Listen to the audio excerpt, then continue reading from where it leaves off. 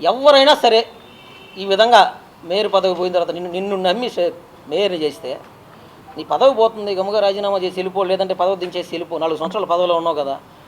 దేవుడు లేడు దేవుడు లేడు దేవుడు లేడు అనే పదవి వచ్చేటప్పుడు ఉన్న దేవుడు పదవి పోయేటప్పుడు ఆడికి పోయాడు, లేకుండా పోయాడా, మాయమైపోయాడా?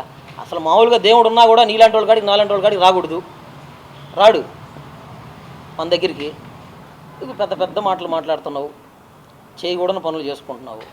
చేయొచ్చు, తప్పులే, నువ్వు పోరాటం చేయొచ్చు. ఇప్పుడు శ్రవంతి గారు మైకెత్తుకొని కోటమిరెడ్డి శ్రీధర్ పక్కన చేరి ఏం చెప్పింది? నా జీవితకాలం ఎమ్మెల్యే గారితో ఉంటా, నాకు ఈ పదవి ఎంట్రుకతో సమానం అని చెప్పింది. చాలా సంతోషపడాను నేను. రాజకీయాల్లో ఇంత లాయల్గా ఉండేవాళ్ళు ఉండాలని. వెంటనే 6 నెలలు కూడా లేదు, 2-3 నెలలు పోయి వీపీఆర్ కాడ చేరారు వైఎస్ఆర్ కాంగ్రెస్ పార్టీలో. నిన్నంత దూరం దగ్గర తీసిందా? ఏ కారణం ఏంది? మీరు నువ్వు ఆ రోజు వచ్చిందని కారణం ఇంతవరకు కారణం చెప్పలా. కోటమిరెడ్డి శ్రీధర్ వదిలేసి నువ్వు బయటకు వచ్చిందని కారణం ఏంది?